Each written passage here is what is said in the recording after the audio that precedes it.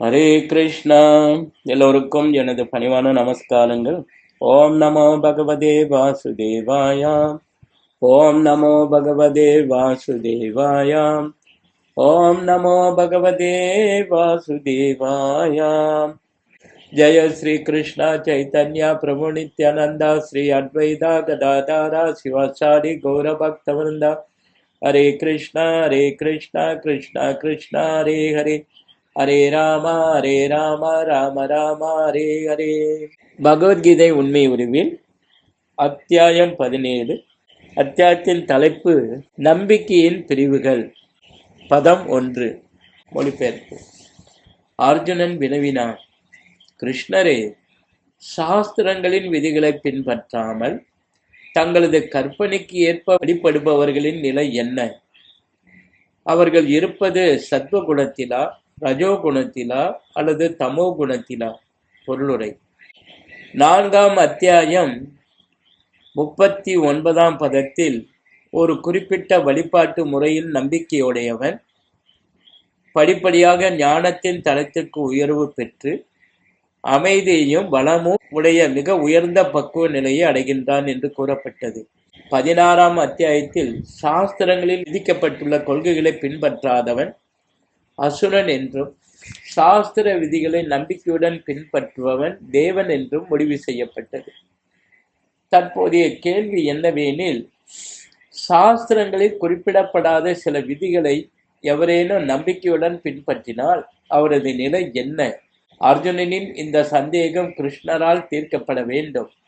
ஒரு சாதாரண மனிதனை தேர்ந்தெடுத்து அவனை கடவுளாக்கி தங்களது நம்பிக்கையை அவன் மீது வைத்து வழிபடுபவர்கள் எந்த குணத்தில், அதாவது சத்வ குணத்திலா, ரஜோ குணத்திலா, தமோ குணத்திலா இருக்கின்றனர்? அத்தகு மனிதர்கள் வாழ்வின் பக்குவ நிலையை அடைகிறார்களா? உண்மை ஞானத்தின் நிலை பெறவும் உயர்ந்த பக்குவ நிலைக்கு தங்களை உயர்த்திக் கொள்ளவும் அவர்களால் முடியுமா? சாஸ்திரங்களின் சட்ட திட்டங்களை பின்பற்றாமல் ஏதேனும் ஒன்றில் நம்பிக்கை வைத்து தேவர்களையும் மனிதர்களையும் வழிபடுபவர்கள் தங்களது முயற்சியில் வெற்றி அடைவார்களா? இக்கேள்விகளை அர்ஜுனன் கிருஷ்ணரிடம் முன்வைக்கின்றான். பதம் 2. மொழிபெயர்ப்பு. புருஷோத்தமரான முழுமுதற் கடவுள் கூறினார், உடல் பெற்ற ஆத்மாவின் சுபாவத்திற்கு ஏற்ப அவனது நம்பிக்கை சத்வகுணம், ரஜோகுணம், தமோகுணம் என்று 3 வகையாக பிரிக்கப்படலாம். இனி இவற்றை பற்றி கேட்பாயாக. பொருளுரை. சாஸ்திரங்களின் சட்டத்திட்டங்களை அறிந்தும் சோம்பேறித்தனத்தினால் சட்டத்திட்டங்களை பின்பற்றாமல் இருப்பவர்கள் ஜட இயற்கையின் குணங்களால் ஆளப்படுகின்றனர். சத்வ, ரஜோ மற்றும் தமோ குணத்தின் அடிப்படையிலான தங்களது முந்தைய செயல்களின்படி அவர்கள் ஒரு குறிப்பிட்ட சுபாவத்தை அடைகின்றனர். இயற்கையின் பல்வேறு குணங்களுடனான ஆத்மாவின் உறவு பன்னெடுங்காலமாக இருந்து வருகின்றது. ஜட இயற்கையுடன் ஆத்மா தொடர்பு கொண்ட காலத்திலிருந்து அதன் குணங்களுடனான தனது உறவிற்கு ஏற்ப அவன் பல்வேறு விதமான மனோநிலைகளை அடைகின்றான். ஆனால் அங்கீகாரம் பெற்ற ஆன்மீக குருவுடன் தொடர்பு கொண்டு அவரது விதிகளுக்கு உட்பட்டு வாழ்ந்தால் இந்த நிலையை மாற்ற முடியும்.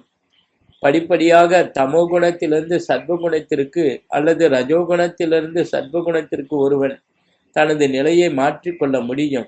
முடிவு என்னவெனில், இயற்கையின் ஒரு குறிப்பிட்ட குணத்தின் மீதான குருட்டு நம்பிக்கை பக்குவமான நிலைக்கு உயர்ச்சி பெற ஒருவனுக்கு உதவாது. அங்கீகரிக்கப்பட்ட ஆன்மீக குருவின் உறவில் விஷயங்களை புத்தியுடன் அவன் கவனமாக ஏற்றுக்கொள்ள வேண்டும். இவ்வாறு அவன் தன்னுடைய நிலையை இயற்கையின் உயர்ந்த குணத்திற்கு மாற்றிக்கொள்ள முடியும். பதம் 3.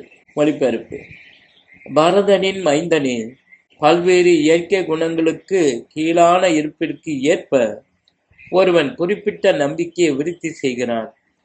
உயிர்வாளி அவனுடைய குணங்களுக்கு ஏற்பவே ஒரு குறிப்பிட்ட நம்பிக்கையை உடையவனாக கூறப்படுகின்றான். பொருளுரை. எப்படிப்பட்டவனாக இருந்தாலும் ஒவ்வொருவனிடமும் ஒரு குறிப்பிட்ட நம்பிக்கை உள்ளது. ஆனால் அவன் பெற்றுள்ள இயற்கைக்கு ஏற்ப அந்த நம்பிக்கை சத்வம், ரஜஸ் அல்லது தமஸ் என்று கருதப்படுகின்றது. இவ்வாறு தனது குறிப்பிட்ட நம்பிக்கைக்கு ஏற்ப ஒருவன் சில குறிப்பிட்ட நபர்களுடன் உறவு கொள்கிறான். இருப்பினும் உண்மை என்னவெனில் 15ஆம் அத்தியாயத்தில் கூறப்பட்டுள்ளபடி ஒவ்வொரு உயிர்வாளியும் அவனது உண்மையான நிலையில் முழுமுதற் கடவுளின் மிகச் சிறந்த அம்சம். எனவே அந்த உண்மை நிலையின்படி அவன் ஜட இயற்கையின் அனைத்து குணங்களுக்கும் அப்பாற்பட்டவன். ஆனால் பரமபுருஷ பகவானுடனான தனது உறவை மறந்து கட்டுண்ட வாழ்வில் ஜட இயற்கையின் தொடர்பில் அவன் வரும்பொழுது ஜட இயற்கையின் பல தரப்பட்ட உறவில் தனது சுயநிலையை தானே உருவாக்கி கொள்கிறார். இதனால் தோன்றும் செயற்கையான நம்பிக்கையும் வாழ்க்கையும் பௌதிகமானவையே. அவன் தனது வாழ்வை ஏதேனும் ஒரு கருத்தில் அல்லது ஒரு உணர்வில் நடத்தினாலும் கூட உண்மையில் அவன் நிர்குணா, அதாவது திவ்யமானவன் ஆவான். எனவே ஒருவன் தன்னிடம் உள்ள பௌதிக களங்கங்களிலிருந்து தூய்மையடைய வேண்டியது அவசியம். அதன் மூலம் முழுமுதற் கடவுளுடனான தனது உறவை மீண்டும் அவன் பெற முடியும். அத்தகைய கிருஷ்ண உணர்வு அச்சமற்ற நிலைக்கு திரும்பிச் செல்வதற்கான வழியாகும். ஒருவன் கிருஷ்ண உணர்வில் நிலை பெற்றிருந்தால் அப்பாதை பக்குவமான நிலைக்கு அவன் உயர்வு பெறுவதற்கு உத்தரவாதமானதாகும். தன் உணர்விற்கான இப்பாதையை அவன் மேற்கொள்ளாவிடில் இயற்கையின் குணங்களின் ஆதிக்கத்தால் அவன் நடத்தப்படுவான் என்பது நிச்சயம். ஸ்ரத்தா அல்லது நம்பிக்கை என்னும் சொல் இப்பதத்தில் மிகவும் முக்கியமானதாகும். ஸ்ரத்தா அல்லது நம்பிக்கை என்பது சத்வகுணத்திலிருந்து தோன்றுவதாகும். ஒருவனது நம்பிக்கை ஏதேனும் ஒரு தேவனின் மீதோ, ஏதேனும் உண்டாக்கப்பட்ட கடவுளின் மீதோ, ஏதேனும் மனக்கற்பனையின் மீதோ இருக்கலாம்.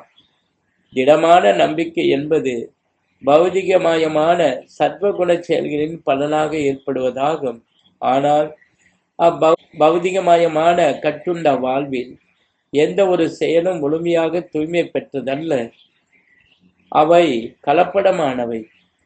அவை சுத்தமான சத்வகுணத்தில் இல்லை. சுத்த சத்வம் என்பது திவ்யமானது.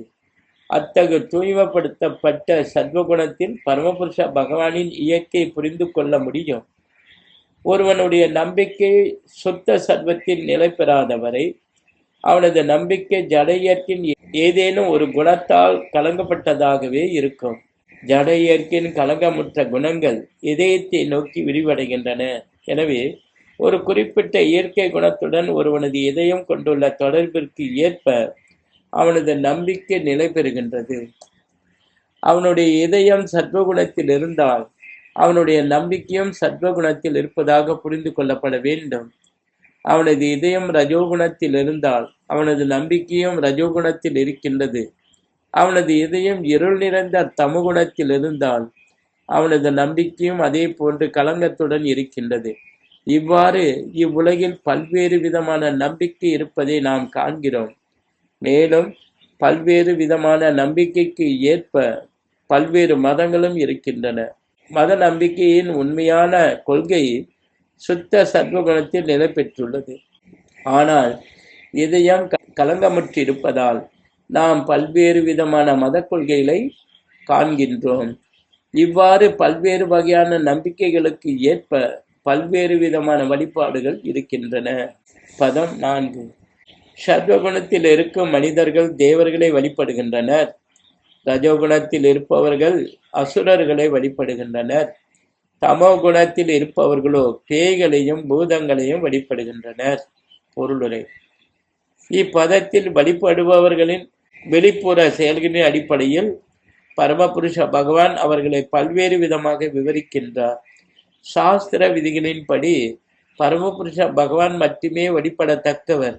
ஆனால் சாஸ்திர விதிகளை நன்கு அறியாத அல்லது அதில் நம்பிக்கை கொள்ளாத நபர்கள் ஜட இயற்கையின் குணங்களில் தங்களுடைய குறிப்பிட்ட நிலைகளுக்கு ஏற்ப பல்வேறு விஷயங்களை வழிபடுகின்றனர். சத்வகுணத்தில் இருப்பவர்கள் பொதுவாக தேவர்களை வழிபடுவர். தேவர்கள் என்றால் பிரம்மா, சிவன் உட்பட இந்திரன், சந்திரன், சூரிய தேவன் போன்றவர்களை குறிக்கும். பல்வேறு தேவர்கள் உள்ளனர். சத்வகுணத்தில் இருப்பவர்கள் ஒரு குறிப்பிட்ட தேவரை ஒரு குறிப்பிட்ட நோக்கத்திற்காக வழிபடுகின்றனர். அதுபோலவே ரஜகுணத்தில் இருப்பவர்கள் அசுரர்களை வழிபடுகின்றனர். இரண்டாம் உலகப் போரின் போது கல்கத்தாவில் இருந்த ஒரு மனிதன் போரின் காரணத்தால் கருப்புச் சந்தையில் ஈடுபட்டு பெருமளவு செல்வத்தை சேர்த்திருந்தான். அதற்கு நன்றி கூறும் முறையில் அவன் ஹிட்லரை வழிபட்டது என் நினைவில் உள்ளது. இவ்வாறு ரஜோகுணத்திலும் தமோகுணத்திலும் இருப்பவர்கள் பொதுவாக வலிமை வாய்ந்த மனிதனை கடவுளாக தேர்ந்தெடுக்கின்றனர். யாரை வேண்டுமானாலும் கடவுளாக வழிபடலாம் என்பதும் ஒரே பலன்களே அடையப்படும் என்பதும் அவர்களது எண்ணம். ரஜோகுணத்தில் இருப்பவர்கள் அத்தகைய தெய்வங்களை உண்டாக்கி வழிபடுகிறார்கள் என்றும், இருளான தமோகுணத்தில் இருப்பவர்கள் இறந்து போன ஆவிகளை வழிபடுகிறார்கள் என்றும் இங்கு தெளிவாக விளக்கப்பட்டுள்ளது. சில நேரங்களில் இறந்து போன மனிதனின் சமாதியை மக்கள் வழிபடுகிறார்கள். உடலுறவு குறித்த தொண்டும் இருண்ட குணத்தை சார்ந்ததாக கருதப்படுகிறது. அதுபோல இந்தியாவின் சில குக்கிராமங்களில் பேய்களை வழிபடும் சிலரும் இருக்கின்றனர். கீழ்நிலை மக்கள் சில நேரங்களில் காட்டுக்கு செல்கின்றனர். அங்கு ஏதேனும் ஒரு மரத்தில் பேய் வசிப்பதாக அவர்கள் அறிந்து கொண்டால் அந்த மரத்தை வழிபட்டு பலி கொடுப்பதை நாம் இந்தியாவில் கண்டுள்ளோம். இத்தகைய பலதரப்பட்ட வழிபாடுகள் உண்மையில் தெய்வ வழிபாடு அல்ல. தெய்வ வழிபாடு என்பது சுத்த சத்வகுணத்தில் திவ்யமாக நிலை பெற்றுள்ள நபர்களுக்கானதாகும். ஸ்ரீமத் பாகவதத்தில் 4:3:23 சுத்த சத்வகுணத்தில் ஒருவன் நிலை பெறும் போது அவன் வாசுதேவரை வழிபடுகின்றான் என்று கூறப்பட்டுள்ளது. அதாவது ஜட இயற்கையின் குணங்களிலிருந்து முழுமையாக தூய்மை பெற்று திவ்யமான தலத்தில் நிலை பெறுபவர்கள் பரமபுருஷ பகவானை வழிபட முடியும் என்பதாகும். அருவவாதிகள் சத்வகுணத்தில் நிலை பெற்றிருக்க வேண்டியவர்கள்.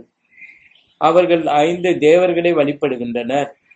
அவர்கள் விஷ்ணுவை பற்றி சொந்த தத்துவத்தை உருவாக்கி அந்த விஷ்ணுவை வழிபடுகின்றனர். விஷ்ணு பரமபுருஷ பகவானின் விரிவங்கம் ஆவார்.